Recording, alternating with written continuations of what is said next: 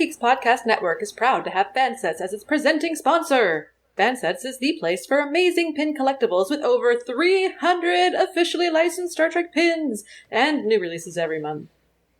Stay tuned for a special discount code good on your next order at fansets.com. Just for Discovering Trek listeners. Fansets. Our pins have character. Boimler can't open doors. Tom Paris is at the helm. Dr. T'Ana is in heat. And Shax. What the hell, man? Just another day at the office on the USS Cerritos. Grab your collector's plates, jump in the turbo lift, and hit the down button, folks. My name is Dan Davidson, and we are Discovering Trek Lower Decks.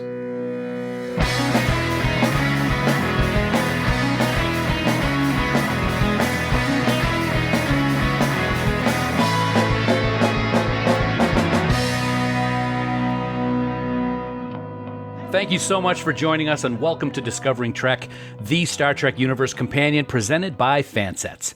Episode 3 has all kinds of stories to dissect, from Boimler's return, to Tom Paris's return, to Shax's return. And that ought to be interesting. But nowhere near as interesting as my awesome and amazing co-hosts. As always, we like to think of ourselves as kind of our own team of Boimler, Mariner, Tendi, and Rutherford. And Bill would look awesome in that Rutherford cybernetic face thingy. I'm just saying. Huge shout out and welcome back to Sara, Kasey, and Bill. What's up, guys? Hi. Hello. Hello. Hello. Didn't we do this last week? Hello. We did. Dan, it's great to be here. Just don't land us in the Delta Quadrant, okay? Yes, I will do my best. It's good to have you all back to talk episode 3. It's going to be fun. We always have a good time every single week talking about all kinds of stuff Lower Decks. Before we start, though, Bill, why don't you tell our listeners how they can get in touch with us to give us their thoughts on We'll Always Have Tom Paris. Priority 1 message from Starfleet coming in on secured channel. We will, Dan. We will. So, listeners, we definitely want to hear from you. And the best way to do that is to get yourself the Trek Geeks mobile app for your iOS or Android device. Download it and tap on the More button for a whole bunch of ways to get in touch with us. And while you're at it, you can check out our brand new app-exclusive shows that you won't be able to get anywhere else. Head to trekgeeks.com/app to get the details. Plus, you can also join the most positive Star Trek Facebook group there is. It's Camp Kittimer, and it is the official Facebook group of the Trek Geeks Podcast Network. It's really easy to join. Just head on over to Facebook, search for Camp Kittimer, answer a few quick questions. You know, the ones that Dan's not able to answer, and we'll let you right in to take part in all the fun and positive discussion. Like Dan, it is very simple. Very. And a big thank you to our wonderful admins, Haley, Jackie, and Fark, for the amazing job they do running the camp. Please remember, though, that any comments you or messages you leave us in any of these places could be used in a future episode of Discovering Trek. Dan? Thanks, I think, Bill. You know what's interesting, though, I got to say? That's What's your that? first time really reading that new copy for this season, and you didn't screw it up once, whereas I've been doing that copy for 6 years on Trek Geeks and still can't do it. But thank you. Do you know why that is? It's because I do an amazing cold read. Yes, you actually do. I get myself too psyched up. How Bill does not break his arm patting himself on the back, I never know. Blank alert. Blank alert.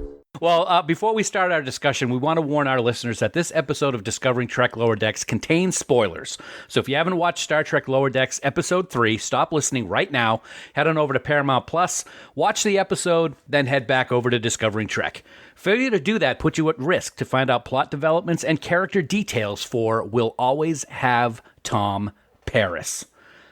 And I like how that's a play on words for TNG's We'll Always Have Paris, right? Bill, come on now, right? And Right. Paris, And remember, Texas? as simple as Dan. exactly, and I'm going to be like this all episode long. No, another great episode. It's good to have a new storyline. We got Boimler back on the Cerritos guys, and he's having some trouble right away, which I thought was pretty funny. But Bill, what did you think about the episode, and what were your favorite parts of the episode? Because that's what we're here to talk about. I thought the episode was fantastic. I loved it. I think that this is a solid, third episode of the season. I've liked the first two. I loved this one. I think the thing I appreciated the most about this one was not only just the dizzying array of callbacks, and how self-referential to Star Trek Lower Decks is, and we can talk more about this later. But I really appreciated the fact that they took two characters that don't normally get some time together in Tendi and Mariner and put them together in a mission, if you want to call it an op, an adventure. And I thought it really, really worked in this particular episode. They don't really know each other, and I thought that the writers used that to their advantage in this particular script. I got to agree with you 100% because that's one of the things that I talked about last year towards the end of the season, and I may have even brought it up in week 1 or 2, I don't remember, is that we always see the same 4, or even more so, the same 2 people always doing the same thing. It's always Boimler and Mariner, and it's always Tendi and Rutherford. It was good to have a mix-up of that finally, because I don't think we've ever seen that. So to have the women go out on a mission, which you knew as soon as Tendi invited Mariner along that things were not going to go very well when they go to find the super cat scratcher. But I really did appreciate that aspect of the episode, Sarah, because we got to see something we haven't seen yet on Lower Decks. That's a great point. But you know what? Boimler, Tendi, Shax is back, baby, and I couldn't be happier. Into the Shax. I was so happy because I saw the name in the opening and I'm like, there's that Fred fella. Is he coming in to do something else? What's going on here? And I loved that character and I was so sad to see it. And I loved the way they brought him back. Let's be real. I mean, the whole, don't ask, don't go there. Just let it happen. It happens all the time, and then they list off the Nexus and all these. I loved it. It was such a great little side story too, because, like you said, having the girl power mission that was a questionable mission in many ways, but this was such a great little side story too. The A, B, and C stories were great. Yeah, absolutely. And Kasey, I said last year, losing Shax was devastating. He was my favorite character in season 1 for the upper deckers, I guess we could call them. Mm-hmm. So with him getting killed off, I think Bill actually may have said, you never know, it's Star Trek. They could come back at any time, and boom, there you go. We got Shax back. And I wonder if that's going to interfere with the new security officer, Kayshawn, at some point. It has to, right? Because they hold the same role on the ship. So something's going to give there. And it was really interesting with all the stories that were going on this week, because if you think about it, all the stories deal with one or multiple people not being recognized in some way. So, Boimler coming back, and he's even a more unrecognizable lower decker than he was before he left. Shax coming back, and it's like, what is the reasoning for this? And the whole interesting Starfleet, we're just going to gloss over it. Bridge officers come back all the time. No worries. And then, and Tendi, who seems to be getting pushed around a bit in medical, so like not recognized for her talents and going on. And then Mariner of just making an adventure out of everything. It's a funny blank episode, and we get a really good meta discussion about their own writing of that. Yeah. Oh, we haven't been on a mission together at all. Seems like a glaring oversight type of a deal. Yeah, absolutely. One of the things I also like about the writing is the writers get to make fun of the things that happen in everyday life when it comes to Star Trek. And I'm talking about Star Trek merchandise and talking about Star Trek swag. Who would have ever thought that we would see somebody on Star Trek have a Star Trek plate collection that they want to get? Not just Tom Paris. I was like excited. Everybody was excited with the trailer that a Tom Paris plate. No. He's got a whole case of Voyager crew Star Trek plates that he wants to get signed. Voy plates. Voy plates, exactly. And I thought that was great. And in addition to Voyager, with, of course, Tom Paris being on the bridge, great line by the captain, by the way. The best line of the whole episode was, as long as you don't, get us steer us into the Delta Quadrant. I thought the whole Boimler dropping into the bridge and Paris went nuts thinking that it was a Kazon was hysterical. I thought it was great. Bill has his hand raised. I have a question. Oh, boy. The bridge is on what deck? Yes, I was going to bring it up. Thank you.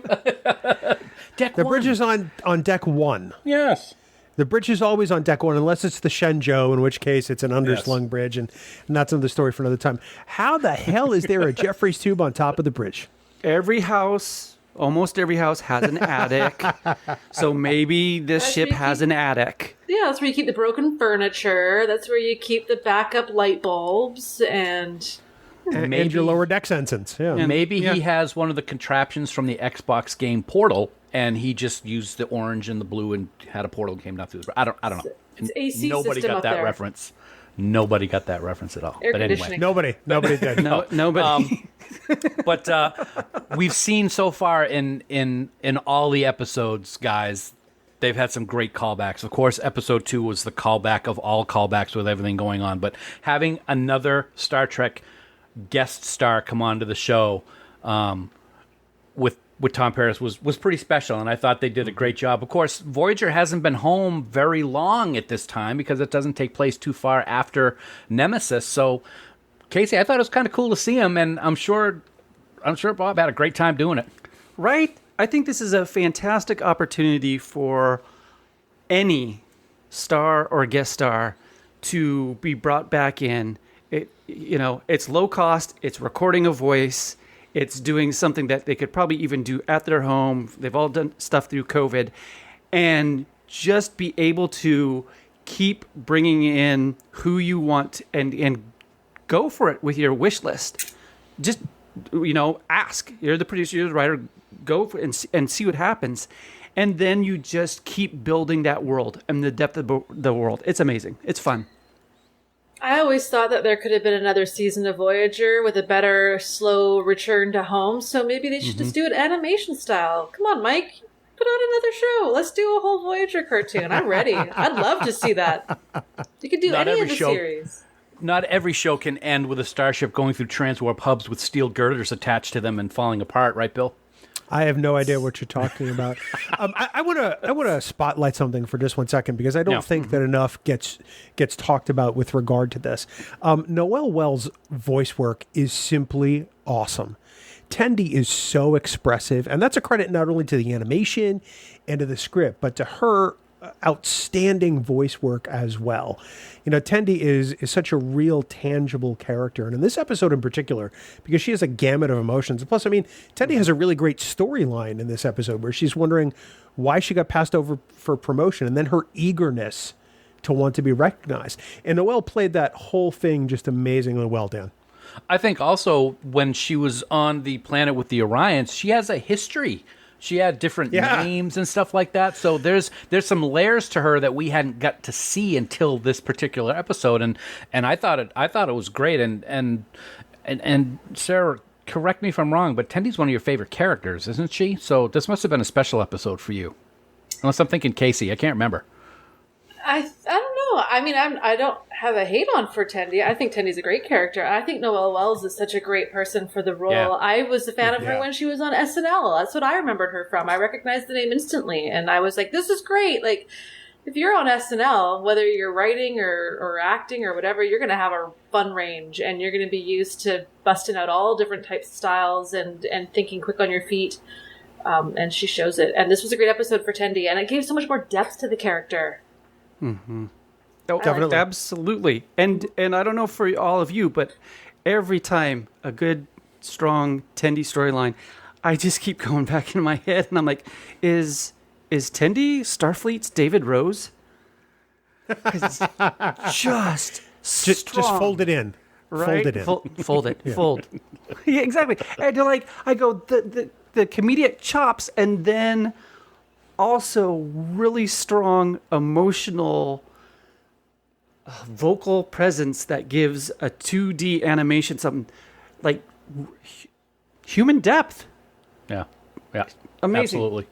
And I want to talk non-human depth, but I want to do that after the fan set spot. I got a couple questions about good old Dr. T'Ana, so we'll get to that in just a second. Folks, we want to take a moment, as we do each and every week, to thank Fansets for being our exclusive sponsor here on Discovering Trek Lower Decks.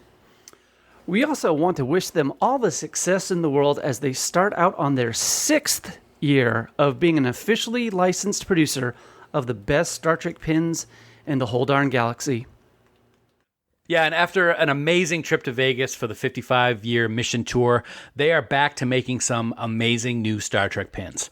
Those lucky folks who went to Vegas saw all the new pins they have coming, but right now you can get the 6 newest pins over at fansets.com, and they are Dr. Pulaski, Rin, Chancellor Gowron, General Martok, the latest in the Women of Trek collection, #1 from Star Trek Discovery and the upcoming Strange New Worlds, and the Women of Trek Special Edition 7 of 9 with both the Borg and the Fenris Ranger logo. These are all available right now at fansets.com. And hey, remember last week when we mentioned that Fansets will have a Tom Paris Voyager collector plate pin? That's a mouthful. Well, in addition to that, it has been confirmed that you can also look forward to a Lower Decks version of Tom Paris himself.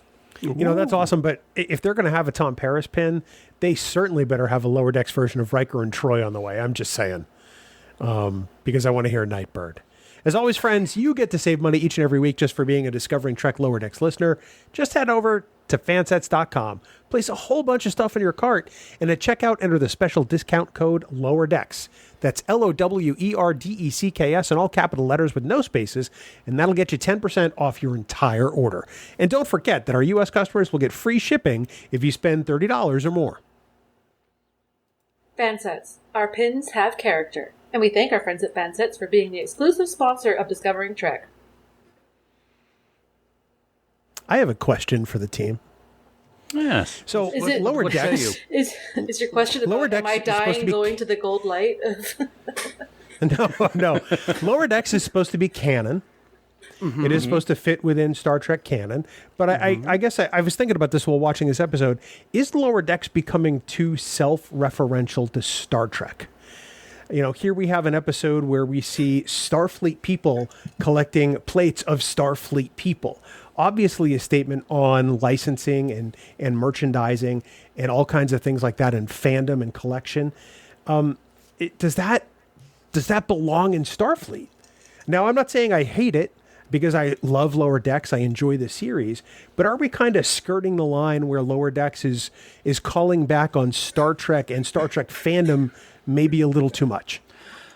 I guess my opinion on it, Bill, would be that it's kind of doing both. It's Star Trek canon, but it's also making fun of real life Star Trek stuff, and it's doing it in a way that they can mix it into the series itself. I mean, in the trailers, we haven't seen this yet, but in the trailers, they're driving down the road in some kind of Starfleet vessel, and a whole bunch of Data action figures come flying out of the car. So obviously, that's going to be another thing that you could bring in addition to what was going on with the Tom Paris collector plate.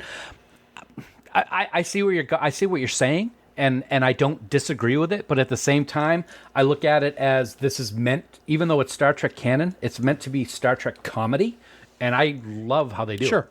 Yeah. That's fair. Sarah? Mm-hmm. Well, they're going for a completely different tone. This isn't, it isn't a drama.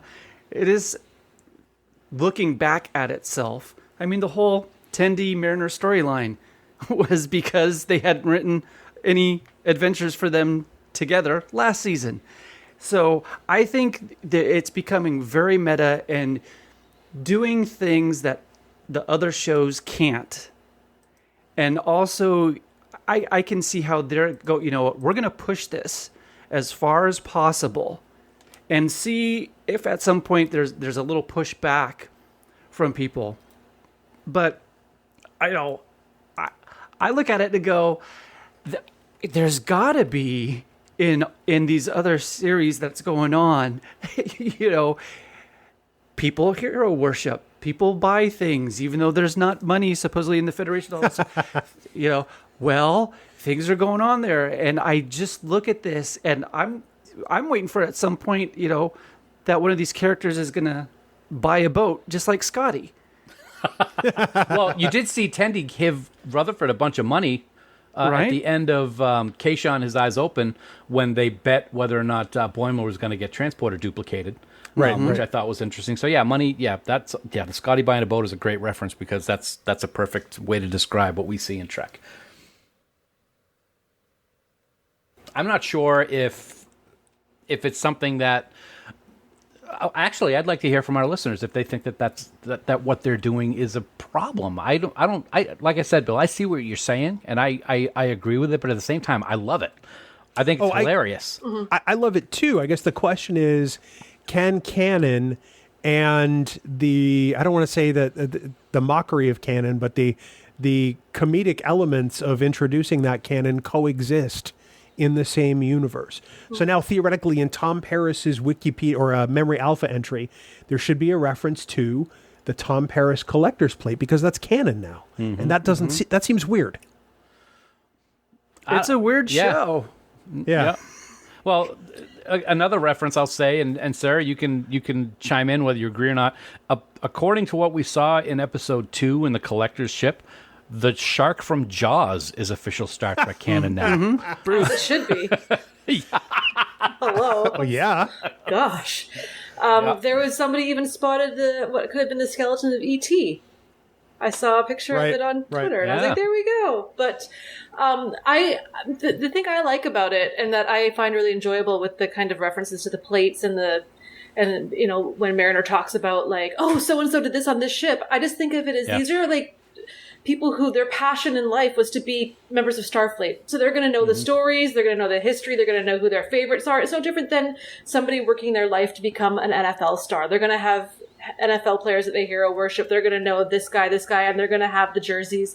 It's the same thing, is that if you really, this is the world they live in, and it's just a small piece of what humanity is. There's this thing called Starfleet, and if you really want to be in it, you're going to know all about it, and you're going to have your fandom within it. So I think they're just playing on that more than any other show has, because they never really did anything that kind of silly and that human in a way.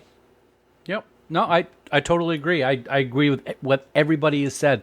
Speaking of human, I'm going to go off human for a second. I want to talk about Dr. T'Ana for a second, because I think this episode is the most that we've gotten from her.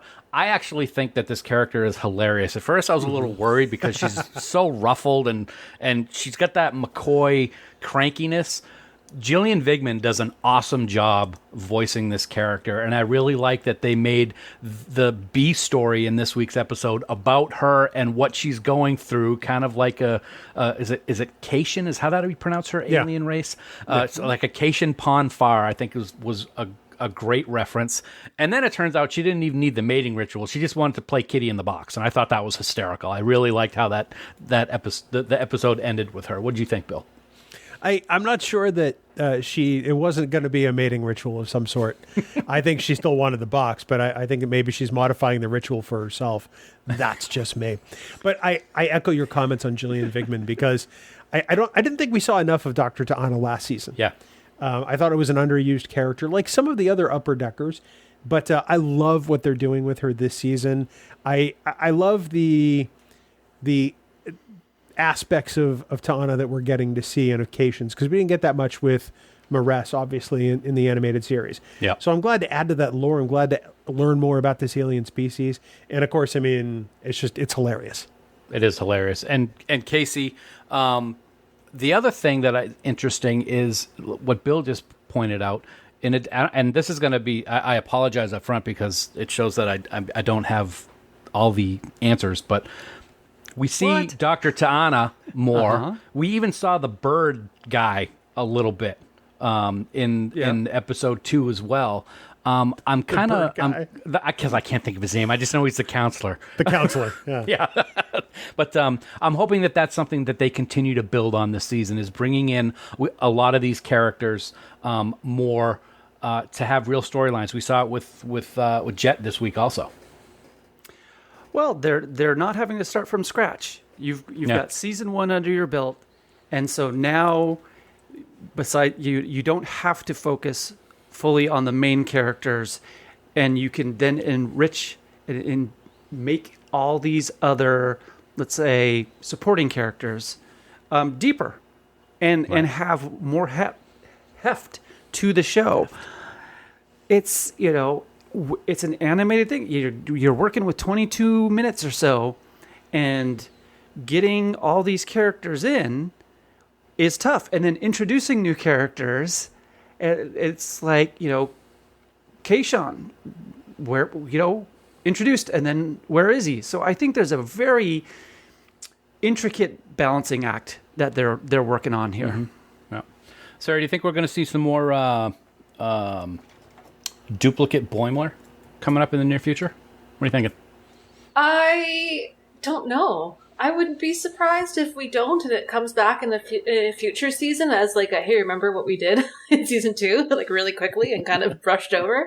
But I welcome it either way. I think there's potential for it to be really funny. Yeah. I bring that up because I said it a couple weeks ago, how are they going to get Boimler back on the Cerritos when he wanted to be on the Titan so much? I like how they did it with the duplicate.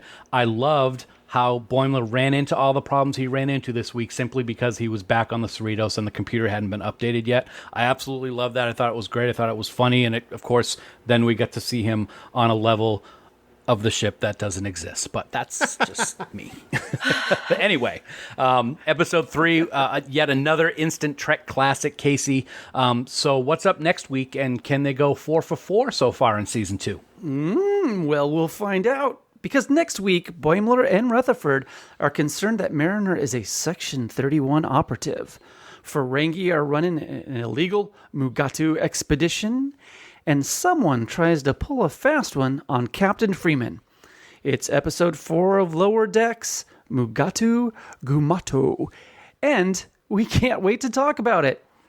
Until then, remember that you can subscribe to Discovering Trek by searching for us on Apple Podcasts, Spotify, or by downloading the Trek Geeks Podcast Network app.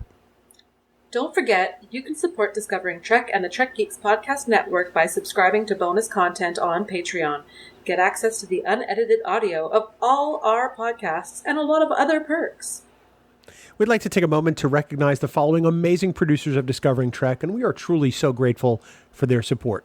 Mike Bovia, Chaz Bradshaw, Kyle Castillo, Peter Craig, Andy Davenport, Craig Ewing, Jackie and Chris Hackney, Kimberly Hartman, David Hood, Julianne Jordan, Leonel Marchand, Matt McGonigal, Jim McMahon, Darren Metcalf, Charlie Mulvey, Sean O'Halloran, Jamie Rogers, Jim Stoffel, Chris Tribuzio, Ken Tripp, Christina Werther, and the lovely and talented Jess Vashon. If you would like to support Discovering Trek and the Trek Geeks Podcast Network, beam on over to patreon.com/trekgeeks, where subscription levels start at $2 a month. For even more great Star Trek discussion, we want everyone to check out the other member podcasts on our network. Of course, in addition to Discovering Trek, this here podcast, there's Trek Geeks, the flagship podcast, Rewind, Polytrek's 5-Year Mission, Deep Space Pride, Infinite Trek, The Divine Treasury, Sci-Fi Sisters, and of course, we're proud to welcome Drawn to Trek, Science Station 2, and with the first link to our network family as the latest additions to the Trek Geeks Podcast Network. You can find all our podcasts, including where to listen, by visiting trekgeeks.com/listen. The Trek Geeks Podcast Network, no one, dare I say no one, talks Trek like we do, Dan. That's a lot of podcasts, man. It is a lot. Whose idea was that? My God, why don't you stop? I don't know how. I don't know exactly. how. And we're not upset about that either. It's great. Well, everyone, that's going to do it for our discussion on Lower Decks Episode 3. We'll always have Tom Paris. Another great episode with another great Star Trek guest appearance. As always, a huge thank you to my amazing co-hosts, Bill, Sarah, and Kasey. Thanks for yet another great discussion, guys, and we'll see you next week to talk about Star Trek Lower Decks Episode 4, Mugato Gumato. So until next week, never stop discovering. Mugato? Mugato? You have to say it different every time. That's what they do. They. Unquote. Yeah, they. Music for Discovering Trek is provided by 5-Year Mission. They're writing an original song for each episode of Star Trek. Hear more of their music at 5yearmission.net. Discovering Trek is a production of Coconut Media Works. Executive producers Bill Smith and Dan Davidson. For more great Star Trek discussion, discover the other shows of the Trek Geeks Podcast Network at trekgeeks.com or find us in Apple Podcasts, Spotify, or your favorite podcast app.